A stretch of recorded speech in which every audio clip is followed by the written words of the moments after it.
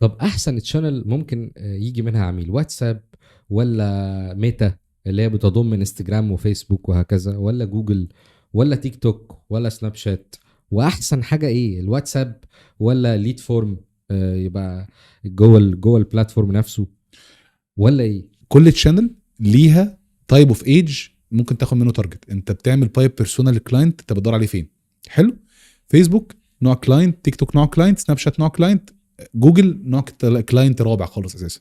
يا عيني، يعني هو مسجل على الديفلوبر وراح اه، قفل مع بروكر. وراح افهم مع بروكر. يعني الديفلوبر ضيعه من ايده بسبب ان هو اتاخر عليه في ان هو ما كلموش في ساعتها. الديفلوبر عندنا في مصر فاشلين في البيع.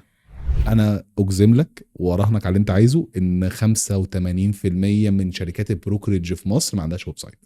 الناس في الخليج، الناس اللي بتطلع معاش بتيجي تعيش عندك في مصر عشان ده ارخص، دوله مصدره للعقارات. اهلا بيكم في حلقه جديده من بودكاست عقاري. النهارده حلقه مختلفه جدا عن اسرار الماركتينج اللي جوه شركات البروكرج وجوه شركات التطوير العقاري. الناس دي عايزين نعرف بتكسب منين، وهل الاسماء الكبيره والرنانه اللي بتظهر في فتره قصيره في السوق دي تعتبر مسنوده بصناديق استثماريه، او دخلت حصلت على فاند ريزنج مثلا، او حاجات تانية هنعرفها من ضيفنا انور حديد، فاوندر لبولد بيكسلز، وكمان اكس ذا ادرس انفستمنت واكس بولد روتس. اهلا بيك. بيك يا جو، اخبارك ايه ايه؟ الاخبار؟ كله حلو. جاوبني على السؤال.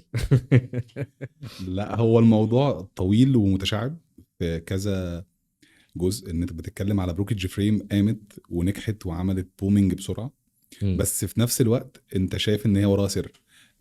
بس الموضوع مش وراه سر عظيم خالص. هو الموضوع ليه علاقه بباك اوفيس ناجح، باك اوفيس منظم. سيبك ان ممكن فريمز تقع او تروب داون، بس لا، هي ستيل هتقوم تاني. والفريمز في مصر متعدده، بس في فريمز اوريدي ملهاش وراها صناديق، مش كله وراه فند كبير. مم. في شباب نجح، يعني في شباب نجح اون فريمز كبيره جدا، منها ادرس انفستمنت، منها بولد روتس. واصحاب الشركات دي قامت لوحدها من غير ولا فند، ولا قامت من غير اي كلام ده، لا، عملت حجم مبيعات مرعب جدا. مم. فده ساعدها على الاكسبانشن، فوصلت لمراحل ان مثلا شركه بتوصل لفرع بتوصل لعدد فروع 22 فرع في خلال سنه. بس خلي بالك الشركات الكبيره اللي طلعت هي برضو ظهرت في سنين قليله، يعني ظهرت في الطفره اللي حصلت من 2020 ايام الكورونا، وابتدى الناس تتجه للاستثمار العقاري بسرعه عشان موضوع التضخم وايام الكورونا وهكذا. فالناس اشترت كتير جدا، ففي شركات طلعت بسرعه، ولكن في شركات تانية موجوده. طبعا في شركات اختفت، اوكي. ولكن في شركات تانية موجودة. الواحد بيحس ان هي صناديق استثمار دخلت عليها مرة واحدة، اشترت البراند نيم وكبرتها وبقى لها فروع كتير جدا، وانت عارف وانا عارف الاسماء. ايه اللي يعني ايه الماركت ده، ازاي حصل له طفرة؟ وهل بقى في مستثمرين بيستثمروا في العقارات اصلا، او شركات التأجير والعقارات والبيع والشراء والريسيل وهكذا؟ لا، احنا كنا بنفتكر في مصر البرودكتس مختلفه في العقارات. احنا مثلا لو بصينا على فريمز موجوده في امريكا، ممكن تبص على بروكريج فريم موجوده في مصر بدون ذكر اسمها، هي موجوده في امريكا برضو، وعدد السيلز بتاعها بيعدي ال 40,000 وال 30,000. مم. لان هناك في ماركت واسع. احنا بيجي لنا التصدير للحاجه بعدها مثلا ب 20 سنه و15 سنه. يعني مثلا بروبتك موجود في امريكا من 2006 و2005 و2007. مم. بدا هناك في اكسبانشن، ممكن تختار اليونت بتاعتك اونلاين، ممكن تعمل ريسيرش عن اليونت بتاعتك، ممكن تعمل ريسيرش عن الديفلوبر، عن الاوبورتيونيتي الناجحه، ممكن تعمل قد ايه ريفينيو. بعيد عن الازمه اللي حصلت في 2008 في امريكا، بس لا، الناس دي عندها التك من بدري. احنا مم. دخلنا الكلام ده متاخر. احنا اللي حصل في مصر ان انت كان عندك ناس بتستثمر في العقارات، بس حصل اكسبانشن عن طريق الدوله اللي وجهت للكلام ده، ان هي بتفتح مدن جديده. يعني انت مثلا عندك القاهره الكبرى، لو كنت تبص مثلا قبل 2010، كنت لو مشيت في وسط البلد بعربيتك كنت تحس بازمه كونيه. مم. لو نزلت ميدان العتبه كنت تحس ان انت، لا، انت مصر دي انت ممكن تاخد المشوار في 3 4 ساعات، ومفيش اي وسائل مواصلات ناجحه، ومفيش اي حاجه بتنجح الموضوع. المترو كان بيبقى زحمه، كنت عايش في كراود ان الناس كلها بتيجي تعيش في القاهره. فلا، انت فتحت مناطق جديده، بدات من اول العاصمه الاداريه، بدات من اول التجمع وتوسعات التجمع السادس، بدات بتوسعات مختلفه، الشروق، بدر، في مناطق جديده اتخلقت. الدوله مم. شجعت على ده علشان الزحف العمراني يتحرك بعيد عن القاهره، وترجع القاهره القديمه الخديويه اللي شكلها حلو. اللي كانت بتحتفظ على تراثها، اللي احنا بوظنا تراثها اصلا اوريدي في مصر. فاحنا بنرجع ده. فالدوله بتزق الناس ان هي لا، في زحف عمراني، يلا نروح هناك نستثمر في منطقه جديده.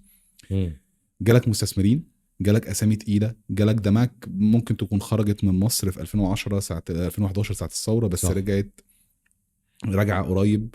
في شركات كبيره، ده دخل عندك المراسم باللادن، دخل عندك مراكز، دخل عندك شركات كبيره من بره، استثمارات بارقام مرعبه، دخل عندك راس الحكمه، شركه مدن.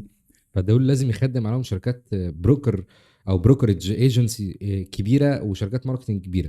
ده اللي انت عايز تقوله يعني. اكيد طبعا محتاج عدد اكسبانشن مرعب. انت لازم توصل، انت كده كده السوق بيكبر كل شهر وبيكبر كل يوم.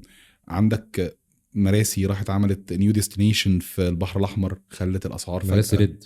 مراسي ريد تتحرك، تجري السوق هناك. كان عندك هناك سوما، خليج سوما، الحاجات دي اتحركت في ماركت هناك اتحرك. وعالم الروم وهكذا. عرم الروم ده نيو ديستنيشن جديده جوه الساحل، لان احنا خلاص احنا قربنا نخلص الساحل. ده حقيقي. واحنا خلاص داخلين على مرسى مطروح، مفيش ساحل تاني او مفيش اراضي للطرح جديده من الدوله.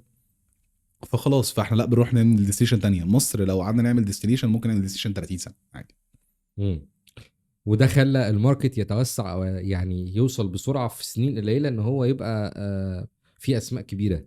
ولكن حصل حاجه مختلفه الفتره اخر سنه تقريبا او اخر سنه ونص، ان شركات الماركتينج سبحان الله اتجهت ان هي تبقى بروكر وبروكرج. يعني دخلت في السمسره ودخلت تبعت اس ام اس للناس ان انت ممكن تقفل عليا وتاخد اكس من العموله.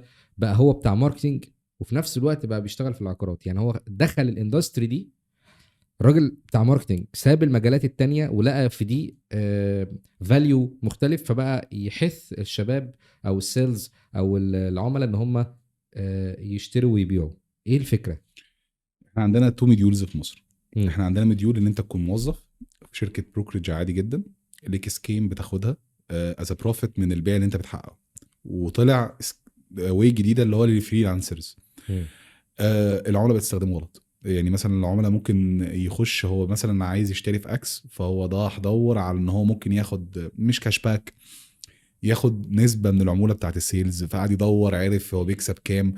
فالعميل اصلا ما يعرفش حجم تكلفه البيعه دي كعميل. يعني احنا عشان نوصل لعميل كواليفايد ان هو يشتري، انت عندك باك اوفيس، عندك ديبارتمنت كتير، عندك فاينانس، عندك ماركتنج، عندك سيلز اوبريشن، عندك سيلز، في حجم اوبريشن مرعب عشان نوصل ليك كعميل ان انت تبقى كواليفايد انك تشتري. حلو. فانت لا بتطمع في الحته بتاعت اللي هو ايه، لا انا هاخد الكوميشن. طب انت بتاخد الكوميشن ليه؟ ما هو انت بتاخد الكوميشن ده مقابل انت شايفه ان هو حق مكتسب ليك؟ لا خالص. لا انت ككلاينت اصلا انت في صرف كتير حصل. الموضوع بقى اتطور بقى زياده، وشركات البروكريج بقت تعرض كاش باك مبدئيا على العميل، روح اشتري وبعد كده تعالى لي شوف انت عايز تشتري فين وانا هديك كاش باك. ما هو انت ما هو لا انت كده بوظت السوق. طب ما انت اوريدي الماركت المفروض يكون في بالانسد، واحنا ما عندناش قانون بيحمي مثلا حريه ان انا مثلا زي مثلا انا يعني بيقول لك ده الشركه دي استحوذت على السوق كله، بقى في عدم منافسه. يعني مثلا حد بيخش يبقى معاه فلوس كتير، مفيش منافسه ما بين اكس وواي. انا هديك. ما هو ده ما انا بقول لك ليه ده حصل. عشان شركات البروكرج الصغيره بقت مش قادره تنافس المحافظ اللي دخلت على شركات البروكرج او شركات الماركتنج الكبيره واستحوذت عليها وخلتها بوم وعملت لها بروباجندا كبيره جدا. فبقى الصغير مش عارف يتعامل، مش عارف ينافس، فبيضطر يقول للعميل والنبي انا هديك كاش باك من العموله بتاعتي. احنا المشكله في مصر عندنا ان احنا عندنا مشكله اسماء شكلها حلو بس هي مش حلو. مش شكلها أكتر. حلو ازاي؟ اللي هو انور شاطر. حلو، انور شاطر ليه؟ انور شاطر عشان وراه تيم ناجح بينجحه. بس في ناس تطلع تقول لك مثلا سي مثلا ماركتير يقول لك انا سي صرفت 100,000 جنيه وحققت مبيعات بمليار. ده بيحصل عادي، ده على الورق طبعا. فلا مفيش الكلام ده اصلا، ما حصلش اصلا كده كده. فالشركات البروكريج بقت تشوف ان هي لما ان هي ممكن تصرف مع اكس 100,000 جنيه وهتحقق معاه مبيعات. لا هو انا هجيب لك ليد كواليفايد، بس الليد كواليفايد ده ملوش يعني ملوش حسبه. هو ليه انت بتشتغل صح، بتعمل كونتنت صح، بتعمل اعلانات صح، فانت هتحقق مبيعات عن طريق ان انت تعمل كل البابل لاين دي غلط صح. فانت بتروح لحته غلط ان هو انت ايه، لا المنافسه وحشه، المنافسه مش جميله، لا في شركات فريمز كبيره بتكسب مليارات. لا انت عندك فرصه تكسب بس انك تختار صح. يعني مثلا زي مثلا لو مش هنخش في حته تكنيكال خالص في الكامبينز، لا العملاء يقول لك ايه، اعمل لي كامبين مثلا هات لي الليد ب 50 جنيه وب 30 جنيه وب 20 جنيه. طب ما هو ليه ده ب 20 جنيه مش ده هشتري، مش هشتري كده داخل كده. يهزر اصلا. يعني داخل يهزر كده كده. ما هو يعني ايه مثلا اقول لك مقدم 400,000، ما ببعد ال 400,000. طب ما المقدم 400,000 وبتاع 3 شهور في 400,000 تانيين وفي قسط كل شهر 80,000 جنيه. ما هو انت ما شرحتش كل ده فجبت ليد ب 20 جنيه. فانت عندك كلاينت بيهيفير في مصر اللي هو الحاجه ب 400,000 جنيه مقدم، القسط هيبقى كام؟ هيجي لك عميل عايز القسط ب5 وقسط ب10 وقسط ب20. طب يعني تنصحنا بايه اللي عايز يعمل كامبين حلو؟ شركات البروكرج الصغيره او الكبيره حتى، اللي عايز يعمل كامبينه حلوه، يكتب ايه في الاعلان عشان الناس اللي داخله؟ انا هسالك سؤال صريح جدا. يجي ليد يقول لك انا مش مسجل، يقول لك انا ما عايز وظيفه، يقول لك انا كنت بتست بس حاجه، يقول لك انا كنت اشتريت اصلا، لا النمره غلط يا عماد، حاجه كده. مش النمره غلط يا عماد، لا هو الموضوع اوسع من كده بكتير. بص انت عندك تو ويز للماركتنج، يا اما انت عندك باك اوفيس بتعمل انت ماركتنج ان هاوس، عندك تيم، عندك كونتنت كريتور، وعندك راجل بتاع كابي رايت، وعندك راجل بيعمل ميديا باينج حلو، وعندك كل حاجه حلوه. حلو. ده التيم ده بيكلف كام النهارده؟ الماركت في مصر بقى يدي ارقام غير منطقيه لناس بتعمل حاجات. يعني احنا كنا مثلا من سنه كان ممكن تدي اكس، واحد بيشتغل بيعمل اكس بياخد 20، فجاه اخر السنه لقيته بيجي لك اوفر بياخد 70,000 جنيه وبياخد 20. طب ما يا فندم عشان دي محافظ اللي دخلت على شركات الماركتنج بتشتريها، فبتعمل البابل دي. ما هو ده مش بابل، ده هو فاهم ان هو يكسب بسرعه، بس هو كسب بسرعه فين؟ ما هو فين الفلوس اللي تخليه يفضل بيدي المرتب ده؟ ما هو الراجل ده الفاليو بتاعه ايه علشان اديله من 20 ل 70؟ او فيسيب الشركات الصغيره ويروح لشركات كبيره لسه طالعه بتعمل براند نيم قوي يعني. ما هو بيعمل براند نيم قوي لان هو معاه فلوس. ما مم. هو انت شايف ان انت معاك فلوس، فانت تعرف تعمل اويرنس صح بقى، وتنزل تعمل بيل بوردز بقى واعلانات وتعمل كل اللي انت مم. شايفه ده. وبرضه ما هو هيفضل لحد امتى يضخ؟ هيفضل قد ايه بيعمل كاش بيرن؟ طب وده صحي في السوق؟ يعني ايه اللي هيحصل بعد كده في نهايه المطاف؟ هيحصل تصحيح، تصحيح. اجباري يحصل ايه تصحيح. بقى التصحيح اللي المفروض يتم عشان يعني نستمع اليه ونشوفه ونبص عليه ونفهم ان ده كده بقى تصحيح؟ مش هتشوفه انت، هتاخده على مدى بعيد شويه. يعني انت في شركات انت لو بصيت لها دلوقتي، في شركات فريمز موجوده في مصر، هي شركه واحده اللي موجوده من سنين، وهي الشركه مثلا مكمله، هي شركه او اتنين مفيش م. اكتر منهم. بس هم ماشيين على خطى ثابته، ناجحين بس ناجحين في حدود النجاح ده. لو هو حب يزود النجاح ده التريبل هيصرف اكتر، بس هو مش عارف الريتيرن بتاع الفلوس دي هيجي امتى، مش عارف امتى هيحصل الفلوس دي ويعمل دوره راس المال الطبيعيه بتاعت اي شركه في العالم. يعني انت الشركات دي موجوده بقى لها كام سنه ليه؟ بس هم مش عاملين بومينج، بس هم موجودين. انت لو دورت هتلاقي الشركه مثلا بدون ذكر اسمها عشان ما نعملش ماركتنج لحد، شركه كبيره ليها فروع بره.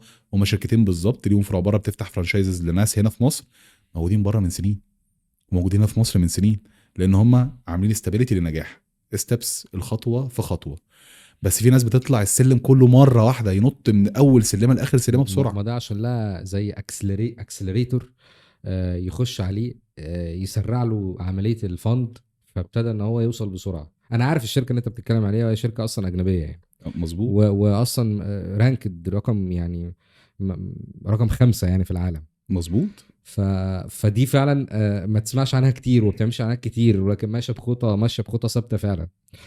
ولكن مظبوط. يتفوق عليها شركات مصريه. عشان اكون صريح معاك، شركه او 2 أو 3 في مصر اسمائهم رنانه، وابتدوا يخشوا في الماركتينج والبروكريج، وابتدوا يستحوذوا على صناعات مختلفه، كلها صناعات تخدم على يعني على المحتوى بتاعهم او على الصناعه بتاعتهم. لكن مره واحده بوم. حلو، مين هيكمل؟ صدقني بيبيعوا الشركات دي وبيكسبوا. يعني يخش فند يبيع، يستثمر رجل اعمال يبيع يكسب، يبيعها الخليج. حلو. النهارده كنت قاعد مع حد، هو زي مونيتور ليا، يعني هو منتور ليا في الماركت، وحد في الماركت من سنه 99. كان بيحكي لي ايام لما كان في الجرايد، قال لي الماركت كل 5 سنين بيعيد نفس القصه، بيطلع حد بيعمل اكسبانشن مرعب، ما بيعرفش مانجمنت الاكسبانشن ده، ما بيعرفش مانجمنت النجاح. هو شايف ان هو ناجح، يلا معانا فلوس، يلا ندي اكتر ندي اكتر ندي اكتر، فجاه يختفي. كان النهارده بيحكي لي على واحد هو راح هيد اوف سيلز في شركه بعد ما كان صاحب شركه ليها 5 فروع وليه 4 شركاء، ال4 شركاء خرجوا، وهو دلوقتي بقى هيد اوف سيلز، وهو قفل المكان بتاعه حتى اللي هو كان فاتح فيه الشركه اتسحب منه، ما قدرش يدفع الايجار. ده مش صحي طبعا، بس يعني انا شايف ان ده مش صحي. انت شايف ان ده يعني هو التضخم اللي حصل او الفند اللي دخل عليه خلاه يقفل. حلو، ما هو الانفستور هيفضل لحد امتى مستنيك؟ امتى تعمل له ريتيرن؟ ما هو دوره راس المال، هو لو حط فلوس النهارده في البنك صباح الخير يلا يا بنك، بعد ما قللوا الفايده هياخد 17%. فدوره راس المال مثلا اللي هو بيدورها مثلا مرتين في السنه، فهو مثلا مستني يكسب منك يا سيدي 30%، مش يكسب منك دبل الفايده بتاعت البنك. حلو، صح. هيفضل لحد امتى بيضخ وما بيكسبش؟ احنا دول مش انتربرينور، دول مش ناس عندها تكنولوجي، مش ناس عندها برودكت، الناس دي بتقدم خدمه. احنا قطاع خدمي، احنا قطاع في الاول في الاخر خدمي. احنا مش قطاع يملك اسيدز، احنا مش قطاع يملك حاجه مثلا لو سي راح خد فند من البنك يحجز عليه مثلا. ده ريسك عالي اصلا. ده يعني ده بيسموه حتى في البنوك ان ده معدل المخاطر بتاعته عاليه جدا، الاستثمار في النوع ده يعني. ما فيش بنوك بتدي اساسا بروكريدج فريم قروض اصلا في مصر، ودي معلومه. دي حقيقه، دي حقيقه. ما انا بقول لك السنه دي جايه من بره. يعني هي بتبقى اكسلريتور وفاند ريزنج وراوند وجوله تمويليه يعني. ما هو مصر في سوق حلو، ما هو مصر سوق جميل، بس المشكله ان انت الناس الكبيره دي مخوفاك انك تخش الماركت، او انت لو انت موجود في الماركت بقيت بتصرف غلط، وعارف انت مفيش حد مصدر ثقه في الماركت. از مثلا ايجنسي ماركتنج، انا هديك مثلا مثال. انا بروح مثلا يجي لي كلاينت عن طريق ريفيلر، عن طريق المعارف الشخصيه، يقول لي مثلا ايه، اقعد مع اكس ده عايز يعمل ماركتنج للشركه بتاعته. مثلا هو ديفلوبر، البيع بيتم ازاي؟ او العميل، انا هديك الباب لاين بتاع العميل عشان يبقى كلاينت ويبقى ايه في العميل، ايه في الكونتراكت. اول حاجه العميل اللي بيقدم الخدمه او البرودكت ده، في كام برودكت مثلا في التجمع، او كام كومباوند في التجمع؟ 247 تقريبا او 248 على حسب اخر ويب سايت مثلا كنت انا داخل اعمل له فيزيت بشوف الكومباوندز الموجوده في التجمع 247. ماشي. هنقول ان كل مجموعه متشابهه 30 ديفلوبر. انا ايه اللي يخليني مثلا اشتري عند انور؟ الماركتنج بتاعه. على فكره احنا سوق، احنا بني ادمين، احنا اللي بيحركنا قوه التسويق بتاعه البراند. حلو، انا دلوقتي هعمل ماركتنج وهعمل اويرنس وهعمل وعي بالعلامات التجاريه اللي هو الاويرنس، وبعد كده اعمل انجيجمنت تفاعل مع البراند بتاعي، وبعد كده ابقى اخليك ليد في حاجه تكنيكال اسمها سي تي ار، معدل النقر بالنسبه للظهور. حلو، فالاعلان ده الناس بتنقر عليه امتى؟ لما يكون مثلا مثلا الاعلان ده معمول له اويرنس حلو، معمول له بيلبوردز في الشارع، بتشوف اعلاناته في كل مكان، فالاعلان ده بينجح او المطور ده بينجح علشان حجم الظهور بتاعه عالي، عامل بوزيشن في الماركت. انما مثلا في مطورين تقول لك لا انا مش هعمل ماركتنج، انا هعمل نسبه برسنتج عاليه للبروكر، اكس مثلا رقم 10%. اعتمد على الاندايركت يعني، اعتمد على اندايركت، تعتمد على بروكرج فريم اللي بتعمل كولد كولز اللي ما بتعتمدش على ماركتنج. بس جت الدوله بتوجيهاتها، طلع نترا وطلع حاجات كتير بتمنع المكالمات الكولد كول اللي بتخلي الديفلوبرز اللي ملهاش اسم او اللي هي ما بتعملش ماركتنج صح او ما بتتبعش الستبس بتاعت الماركتنج الطبيعيه عشان تبقى براند تنتهي. كولد كول النهارده يعتبر قرب ينتهي، الناس بقتش ترد على مكالمات ماركتنج، بقى في ظهور اجباري انك تطلع باسمك كشركه بروكريج عشان ما تتحسبش قانونيا، فلقيت تعتمد على الماركتنج. فالسوق كده كده يعمل تصحيح، اللي كان معاه 5000 سيلز و6000 سيلز بقى يعمل داون جريد للعدد، بقى يخلي 1000 يخلي 500 مع انه كان 6000 من كام شهر. او ما فيش كولد كولز، ما بقاش في كولد كولز. طيب هل البيزنس موديل بتاع الليدز ده بيزنس موديل ناجح شركه جديده ينفع تعتمد عليه، ولا في بيزنس موديل تاني ممكن نعتمد عليه بجانب الليدز، بجانب الفريش ليدز يعني؟ بص، الليدز بتيجي ازاي؟ ده سؤال سهل وبسيط، بس الناس بتحاول تسهل الامور، او هو سهل وبسيط اجابته، بس مش سهل ومش سهل وبسيط انك تعمله. حلو، انت عندك تشانلز كتير، زي مثلا عندك الفيسبوك ادز، اعلانات الفيسبوك اللي هي الطبيعيه بتاعتنا اللي احنا كل يوم بنشوفها وبنعملها. الناس ما بقتش تهتم بالتك، يعني انت مثلا عندك شات جي بي تي، عندك ادوات ذكاء صناعي بترد عليك بمصادر من ويب سايتس، انا اجزم لك واراهنك على اللي انت عايزه ان 85% من شركات البروكرج في مصر ما عندهاش ويب سايت. ده حقيقه. 85%. واللي عندهم بيبقى ويب سايت علاقه عن براندنج، 10% براندنج. حلو، فاضل انترفيس يعني. انترفيس عاديه جدا، ما بيهتمش. عندنا بقى 5%، 2% بينفست في الموضوع. هو الموضوع مكلف كتكلفه، بس ريتيرن اوف انفستمنت قدام هيكسبك كتير جدا. عشان اورجانيك الاورجانيك. ترافيك ببلاش. يعني مثلا تكلفه التيم مثلا نقول ان هي اكس 150,000 جنيه، لو راح عمل كامبينز هو ممكن يوصل بعد 3-4 سنين هو بيخش له في الشهر اكتر من 1000 ليد اورجانيك عن طريق المحتوى اللي هو بيقدمه على الويب سايت بتاعه. محدش بيصبر. محدش بيصبر، بكره عايز، يلا عايز اجيب فلوس بكره، كلهم شايفين الفريمز الكبيره اللي شكلها حلو دي عايز بتجيب يلحق فلوس مرعبه. اللونش، عايز يلحق الوحدات، عايز يلحق الماركتنج بيسابقوا. ما هو انت لا، مش الماركتنج بيسابق، مش الماركت بيسابقه، لا انت المفروض يكون عندك تشانلز مختلفه للماركتنج.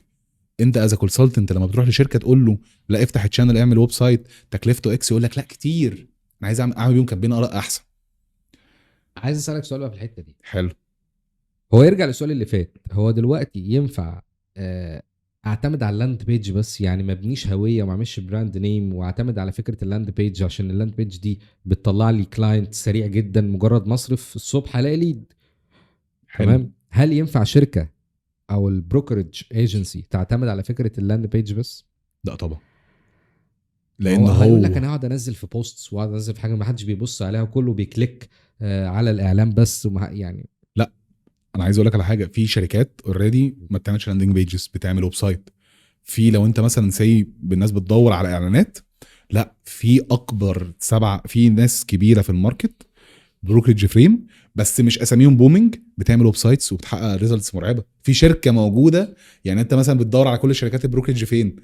في التجمع، مصر الجديده، مدينه نصر. في شركه في البساتين، حته منطقه شعبيه، مشروع بدا من حاجه لا تذكر. ده شركه واخدها في من تحت ده.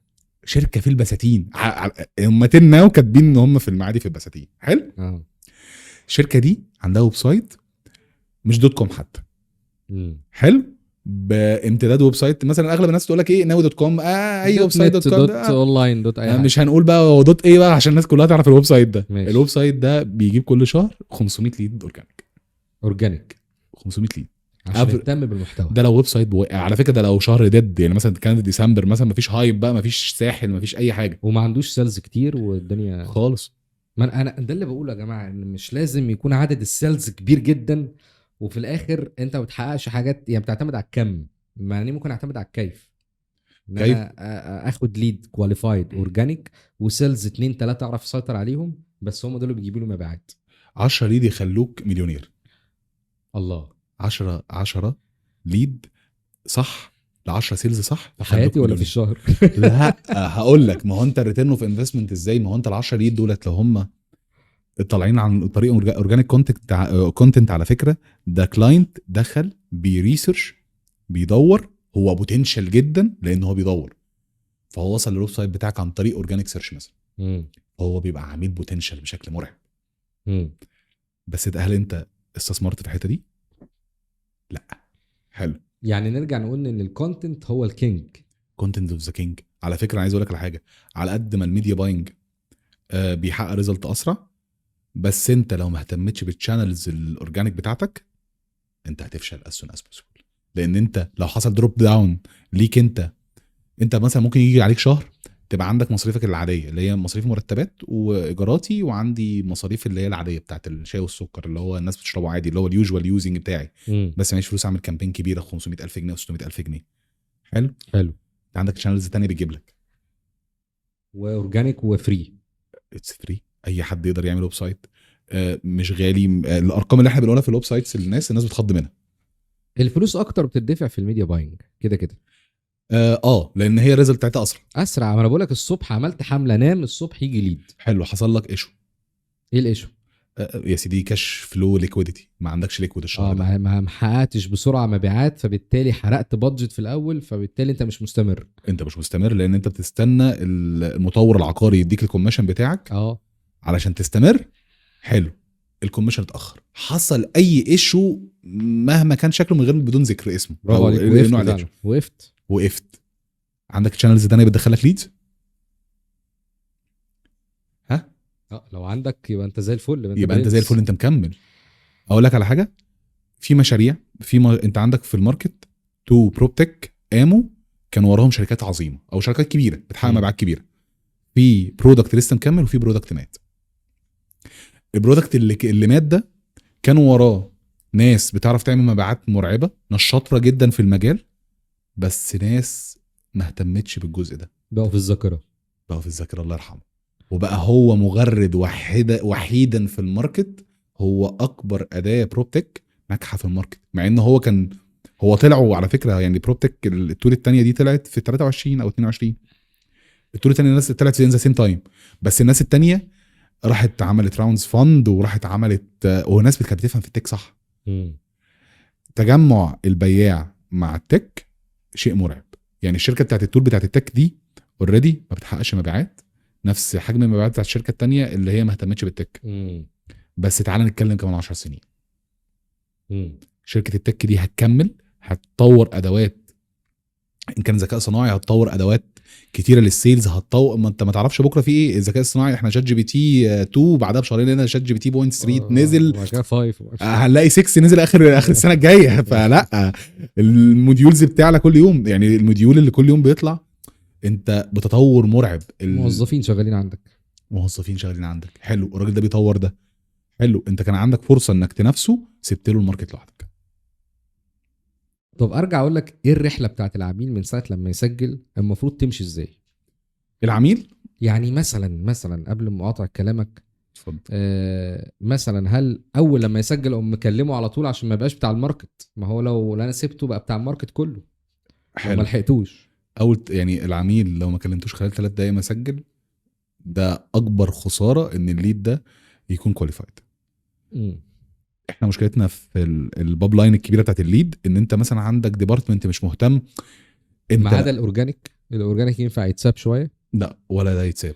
هو عميل ما دام هو مهتم دلوقتي هو ممكن يفقد الشغف كمان ساعتين عادي. انا كأنور في مره كنت بطلب جاكيت اونلاين كان عاجبني قوي، حلو. الدليفري اتاخر عليا 10 ايام ما استلمتوش، مش هستلمه. انا كنت عندي شغف ان انا متوقع ان الجاكيت ده لو اتاخر انا طلبته لحد يوصل الخميس، وصل لي وانا مسافر. اصلا كنت مسافر كده، كنت راح اصور مشروع عايز تحضر بيه مقابله. كان نفسي مثلا يمكن، بس خلاص فقدت الشغف. كلمت الدليفري قلت له انا اسف ما اقدرش استلم الاوردر لان طالب الاوردر ده من تاريخ كذا. بس فقدت الشغف على شقه على فيلا. الانفستور، ما هو الانفستور ده ممكن انت حد غيرك كلمه. انت هنا مش هتفقد الشغف، انت على حسب انت نوع كلاينت، انت اند يوزر محتاج اليونت دي ولا انت انفستور. الانفستور يفقد الشغف عادي، راجل معاه فلوس سايله، شاف فرصه تاني، شاف مشروع تاني. واحد جه دخل عليه الصبح قال له صباح الخير يلا بينا نفتح مصنع. خد الفلوس حطها في المصنع، خلاص ما بقاش كلاينت. ابتدى رحله المصنع. يلا ده فتح المصنع وجاب الادوات من الصين وانت ممكن تكون ما كلمتوش. انا في مره دخلت على يعني انا كنت عامل كامبين لحد، العميل فضل الفيدباك بتاعته نو انسر، فانا عندي شباب بتعمل كواليفيكيشن للعميل للليد بعد الكلاينت اللي هو البروكر بالنسبه لي او الديفلوبر. العميل فضل نو انسر 10 ايام. انا عايز اقول لك على حاجه، هو الليد ده كان لديفلوبر. انا عايز اقول لك ان هو سجل على كامبين بروكر، راح قفل مع البروكر وما راحش للديفلوبر.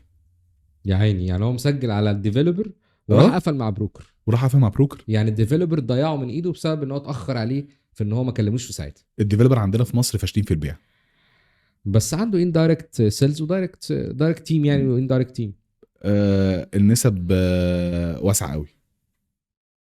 يعني كان زمان مثلا لو تفتكر في 2003 2004 ايام لما والدي لما كان بيجي يوم الجمعه يروح يجيب الوسيط يقعد يتفرج عليه علشان يشوف مثلا شقه ليا او شقه لاختي او حاجه، مثلا هو داخل يدور في الوسيط بيشوف الاعلان ده بتاع اغلبيته مطورين عقاريين. ايوه. او مثلا بروكر اللي كانوا ساعتها نقول عليهم ايه، لا مش تقال بقى، لا انت ساعتها بقى كنت تقول السمسار التقيل اللي عامل اعلان في الوسيط النهارده.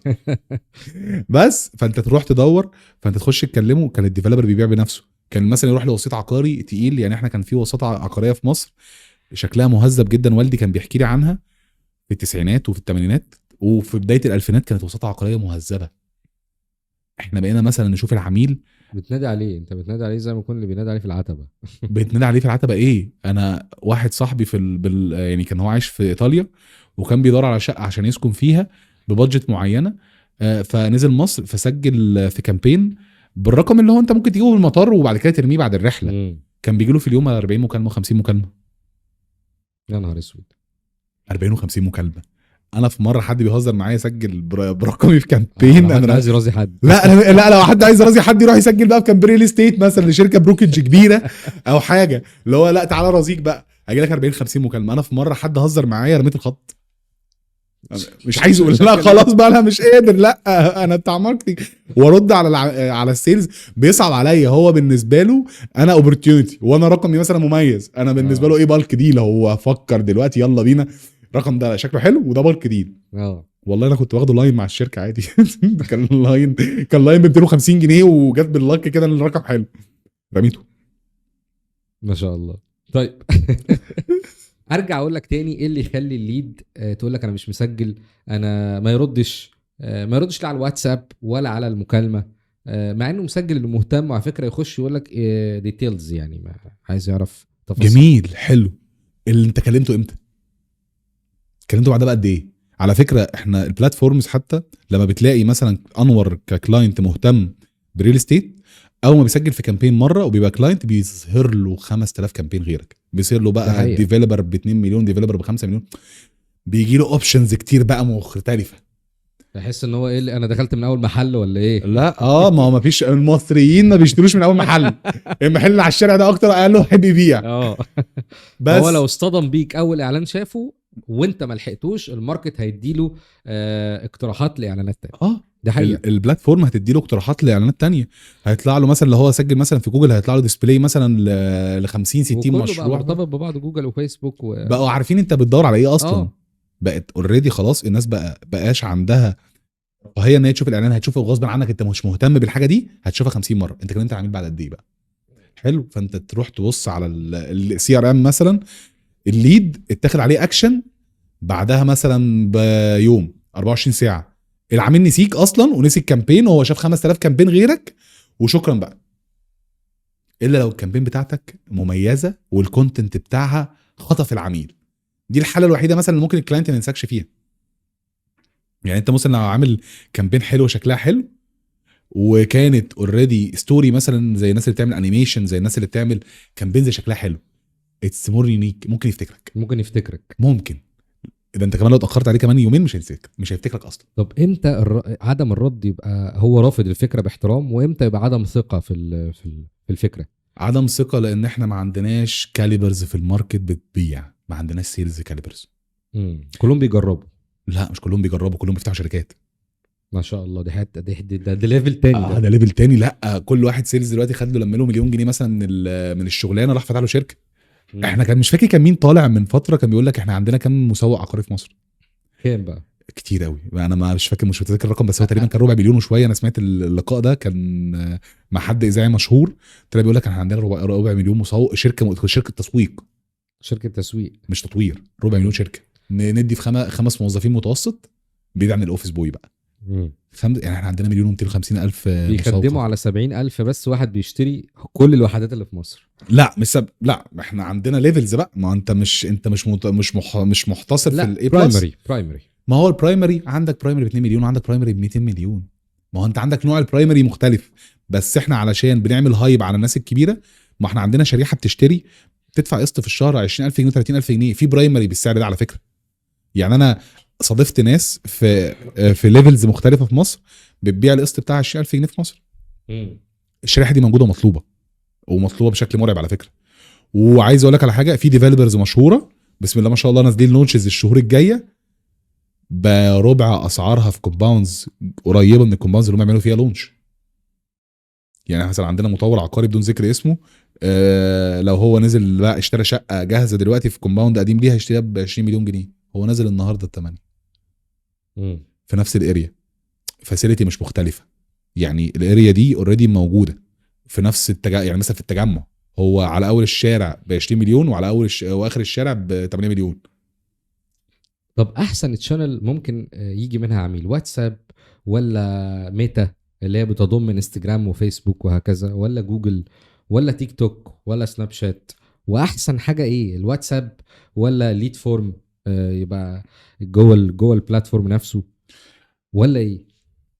ده سؤال واسع قوي واجابته اوسع.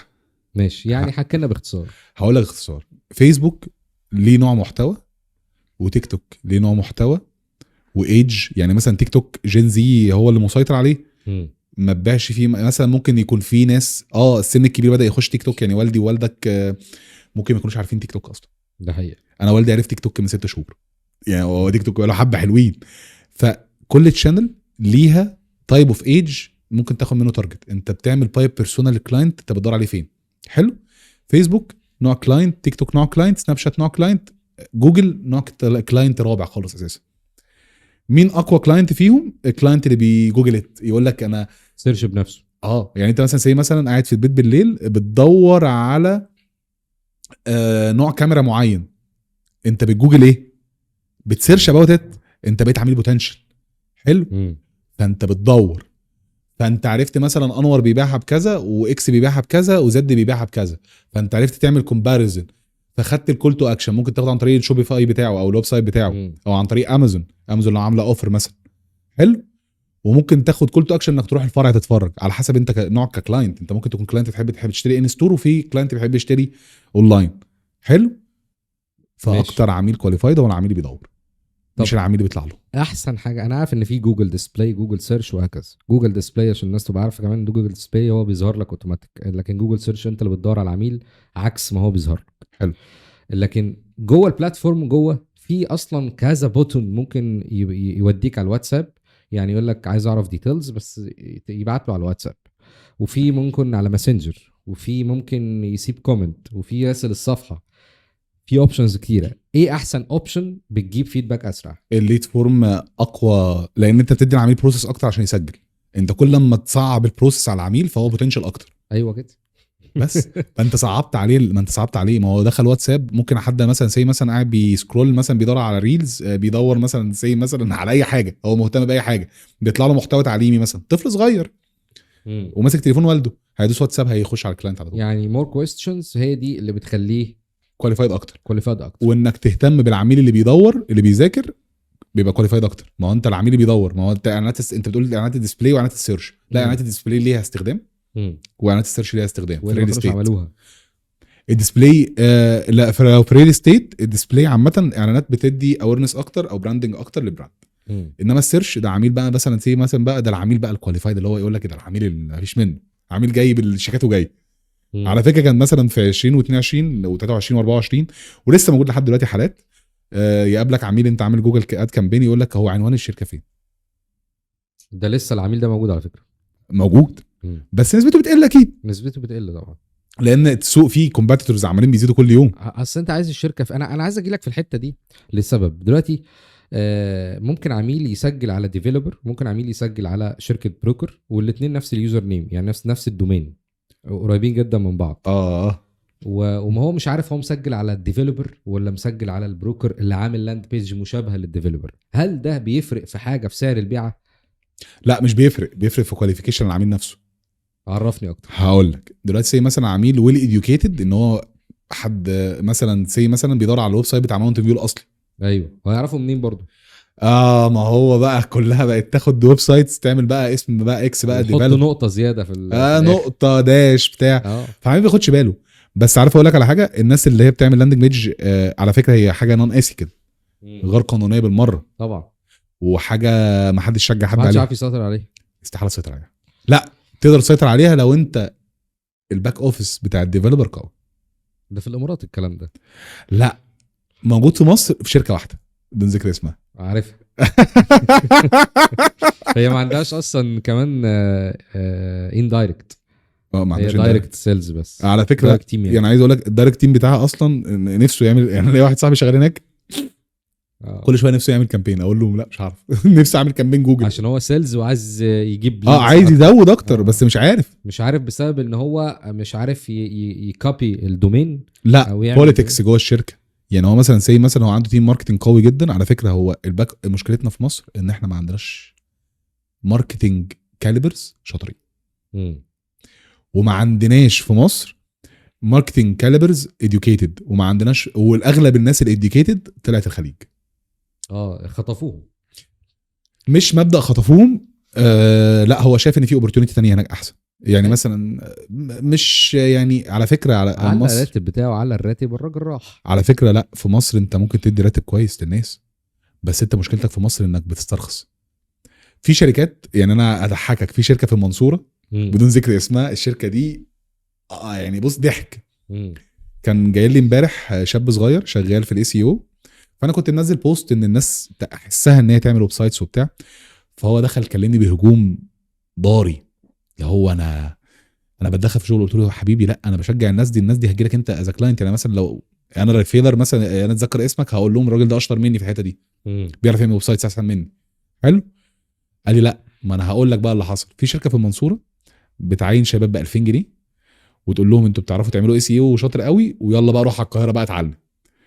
فمثلا انت اتش ار، جالك 100 سي في كلهم عايزين ياخدوا مرتب 10000 جنيه، وجالك اتنين بس عايزين 80000 جنيه، تتعين قد إيه؟ او انت تقول المشكله فين؟ لو انا بدور على كواليتي هاخد ابو 80 طبعا. لا، ما هو انت مشكلتك بقى في حاجه تانية. بس بعمل لهم اختبارات الاول اشوف مين فيهم فاهم يعني. ما هو الاتش ار مش فاهم اصلا.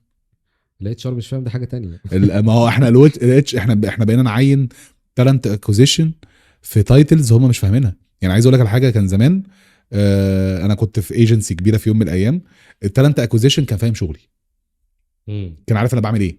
التالنت اكوزيشن النهارده يلا بينا، طب انت فاهم التايتل اللي قدامك ده ايه؟ يعني انا في مره دخلت التالنت اكوزيشن في شركه انا شغال فيها، قلت لها انا عايز تايتل 1 2 3 4، وهي كانت اوريدي الاتش ار مانجر، قالت لي دي تالنت اكوزيشن مختصه بالماركتنج.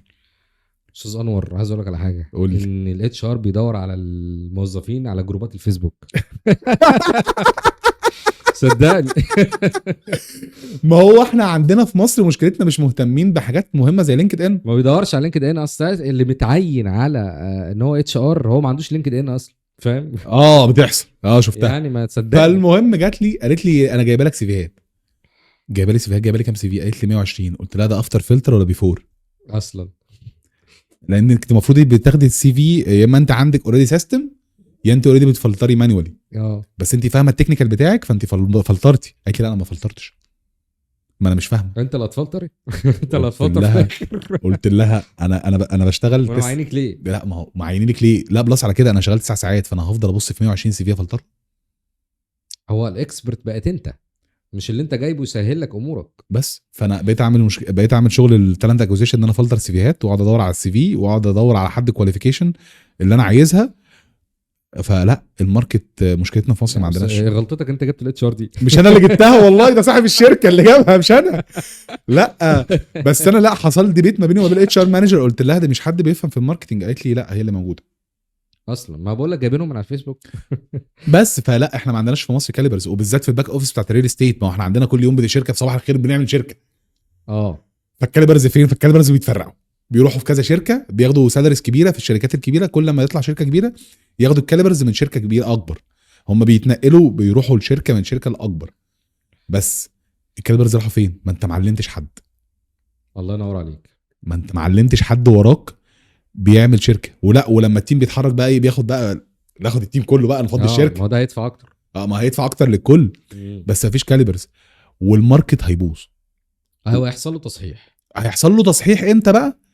في خلال 6 شهور السنه الجايه. دي اعاده توزيع كده. اعاده توزيع التورته. بس هيخش بقى اللي انت قلت عليه في اول الحلقه، مم. الصناديق الكبيره اللي بقت طمعانه في سوق البروكريدج في مصر. سوق مصر سوق واعد في العقارات جدا. طبعا احنا عندنا 7000 سنه حضاره، احنا عندنا مقومات احنا بتوع المعمار اصلا يعني. ما هو انت عندك المقومات انك تنجح في سوق في الماركت على العقارات، عندك فرصه انفستمنت قويه، عندك فرصه كل حاجه قويه. انت على فكره الناس في الخليج، الناس اللي بتطلع معاش بتيجي تعيش عندك في مصر عشان ده ارخص، دوله مصدره العقارات. يعني انت مثلا نزلت البحر الاحمر هتلاقي مثلا ناس عايشه من يوروب، وناس عايشه من الخليج، وناس عايشه من شرق اسيا، جايين يعيشوا في البحر الاحمر علشان هو سوق رخيص بيعرف يعيش فيه بالمرتب اللي هو خده بعد التقاعد. فانت سوق مصري قوي جدا جدا جدا في العقارات، وسوق واعد. بس مين هيكمل؟ فانت بتقول في اول الحلقه الصناديق الكبيره، الصناديق الكبيره دي هتكمل، بس تكمل ازاي؟ ده بقى سوق جديد، اول مره في مصر يخش صناديق سياديه تتدخل في بروكريدج. يعني في شركه بدون ذكر اسمها فتحت شركه بروكريدج، هتلونش اول السنه بتدي مش تريبل السالري، بتدي 10 اضعاف السالري لتايتل بياخد مثلا 30,000 جنيه، لا هديك 150. السنه دي السيديه دي هتعمل السنه الجايه، بس لا از اوبورتيونيتي شركات صغيره هتكمل لان هي اوريدي طول ما انت عندك سكيلابل او سكيل انت بتعرف تمشي بيه وبتدي له جليد كواليفايد وبتعرف تهتم بيه وتدي له سالري كويس، هو هيفضل لويال ليك الله او الله اعلم. احنا ما نعرفش الدنيا هتودينا لفين، بس هو لو لويال ليك هيكمل، او لو هو ذكي كفايه فاهم ان الشركه دي مش هتكمل كتير. طب سؤال في لب المبيعات، ايه اهم الماركتنج ولا السيلز؟ احنا الاثنين مهمين، بس السيلز هو الابر هاند. هو الابر هاند. انا مهما ما انا ممكن اجيب على فكره قسم الماركتنج ده يعني قسم مغضوب عليه اصلا، وعلى فكره دايما بيشيل الليله. ما احنا بنشيل الليله، بس احنا مش فاهمين صح. ما هو انا هقول لك على حاجه، انا ممكن ادي 100 ليد لجو يقفل منهم 5 بيعات، واديه الانور يقفل بيع. ماشي. اولا توقيت، على فكره ممكن تكون توقيت المكالمه بتاعتك كان اصح مني، طريقتك للعميل او الكونسلتيشن بتاعتك كانت اقوى مني، النولج بتاعتك عن الماركت كانت اقوى مني، ارتاح لك انت لان انا عندي نولج. يعني مثلا انا في مره عيل سيلز كان انا سمعته في مره، كنت ماشي في الشركه اللي انا شغال فيها، فسمعت السيلز بيقول ايه ده مشروع كذا على محور كذا، فانا بصيت له كده، انا كنت عامل الكامبين دي امبارح، لا الكلام اللي تقوله ده غلط. يا كابتن اقفل المكالمه دي، يا كابتن اقفل فين المعلومه غلط، اقفل يا ابني. فلا انت ما هو انت بتدخل الفريش من الدار للنار، يلا خش اعمل مكالمات. فانت كنت بتشوف غلطات مرعبه. فمين ادى المعلومه الصح؟ اللي مذاكر صح، فقفل عدد ترانزاكشن اكتر بكتير من الراجل اللي مش مذاكر. مين اللي بيعمل كلوز ديل في الاخر؟ يعني مثلا 100 ليد دولت انت اديتهم لجو، قفل ال5 وكسب، انا قفلت 1 وخسرت. طب ليه قسم الماركتنج مغضوب عليه دايما، وليه هو اللي بيشيل الليله اول واحد مع انه اخر واحد يشيل الليله؟ السيلز بيقول لك لا الليدز وحشه. على فكره عايز اقول لك على حاجه، دي على فكره اسهل شماعه. الليدز وحشه يا فندم عشان القسم ماركتنج هو اللي وحش هو ما بيفهمش، واحنا كلنا ما بنفهمش، والناس اللي دارسه دي كلها مش فاهمه. بس عايز اقول لك على حاجه، لا ما هو ده اضطر الناس ان هي تعمل مدارس، اللي هو مثلا ايه، اعمل فيك اوفر عشان تجيب عدد ليدز كبير، فالسيلز التوه، فعقبال ما يفوقوا ان الدنيا دي بايظه خلاص. مين اللي بيعمل الحركه دي؟ ماركتيرز كتير. اللي هو بيعمل فيك اوفر.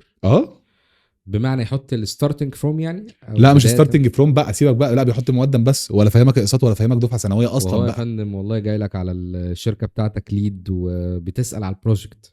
هو بيسال، هو بوتنشال، بس هو بوتنشال انت اديته في معلومات كامله. يعني معنى كده ان الصح ان يتحط في الحمله المعلومات كامله، عشان حتى لو جابت ليد تجيب ليد حد فاهم واعي. ما على حسب ما هو انت مين الكلاينت بتاعي. ما انا مثلا انا مين الكلاينت بتاعي؟ يا بروكر يا ديفلوبر. حلو، هو عايز عميل كواليفايد لا وبسعر قليل، فهنضطر نحقق المعادله بالشكل ده. وتلاقي شباب نازله مثلا على السوسايتي مثلا منزله كامبين ان هو جايب عميل على زد، مشروع مثلا اكس او زد، المشروع ده اوريدي ثمنه غالي جدا ب50 جنيه. هو الاغنياء كتروا في مصر وانا ما اعرفش. طيب هم اغنياء منين؟ طيب خلينا غني معاكم.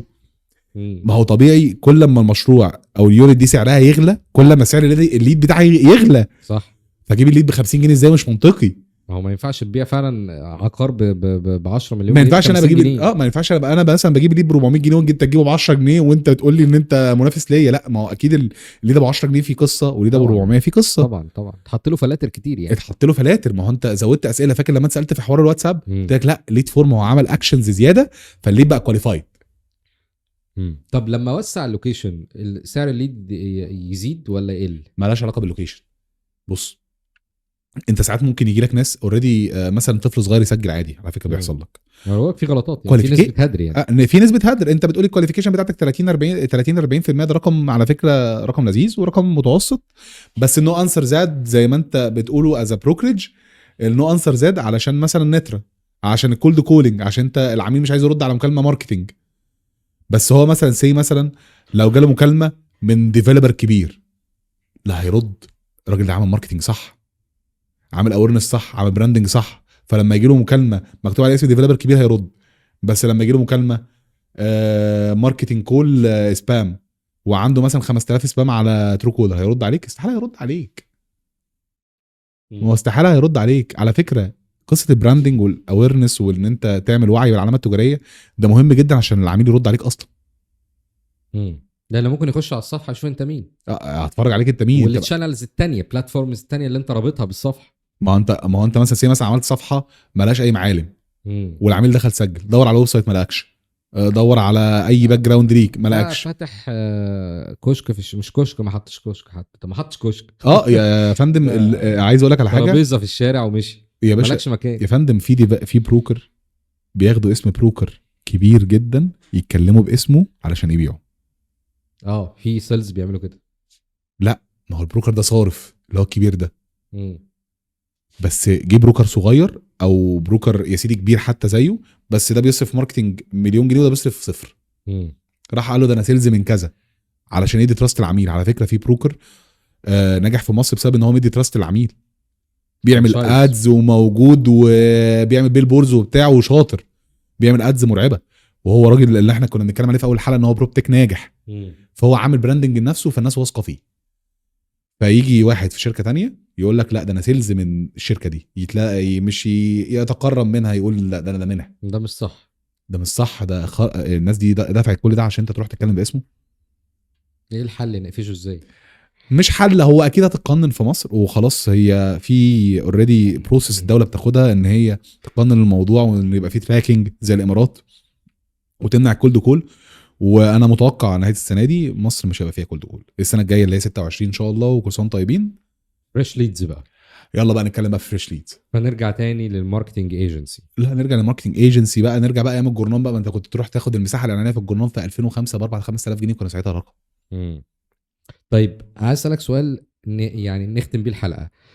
اي اونر لشركه بروكرج او ديفلوبر تقول له ايه يعمل؟ ايه توليفه معادله 1+1 = كذا؟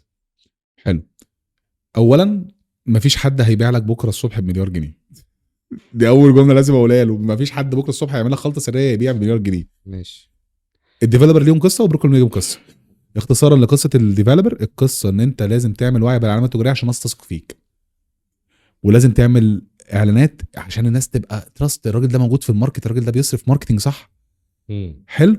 وبياخد الستبس بتاعت الماركتنج اللي هي الطبيعيه اللي احنا درسناها، اللي هو وعي بعلامات تجاريه، وبعد كده عمل تفاعل مع العلامه دي، وعمل ويب سايت شكله حلو، وعمل كل حاجه شكلها صح ويبني.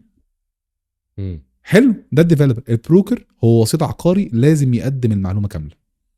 ما ينفعش اللي هو ايه اضرب واجري. مش النهارده الحق ده في لونش شركه كذا بكره الصبح هتبيع، هتحط مليون جنيه تاخد 3 مليون جنيه كمان 3 ايام. دي حصلت ساعه التعويم بس الناس كانت مسعره غلط والناس بتشيل الثمن ده دلوقتي. الزباين بقى اللي اشتروا، الزباين اشترت. على فكره في ناس بيحصل حالات بنشوفها مثلا يبقى تحويشه عمره مليون جنيه، يقول سيلز يقول له روح حط مليون جنيه دول تاخدهم كمان 3 شهور 3 مليون جنيه. ده ايوه اعرف الناس دي. شفنا تعثرات مرعبه، شفنا شركات بيحصل فيها نسبه الغاء بتوصل ل 10 مليار جنيه. نسبه الغاء خلال سنه 10 مليار جنيه. في شركه لسه اعلنت من كام يوم، شركه كبيره اعلنت ان عندها نسبه الغاء عاليه. تسعير غلط بقى، تقول ان في مشكله في الماركت. لا، مفيش مشكله في الماركت. الماركت فيه اوبورتيونيتي كده كده. بس لا، البروكر هم اكبر سبب للموضوع ده. انا مبسوط ان انا كنت معاك النهارده والله. وانا يعني اكيد هنستضيفك في حلقات تانية، واحنا ما اتكلمناش على بلاتفورم واحد حتى، احنا اتكلمنا جنرال في الماركتنج ماشي ازاي في السوق. ومستر انور حديد اكسبرت في مجال الماركتنج، وهنستضيفه مره تانية ان شاء الله. وشكرا جزيلا. شكرا ليك والله يا جو. يوسف رمزي، بودكاست عقاري.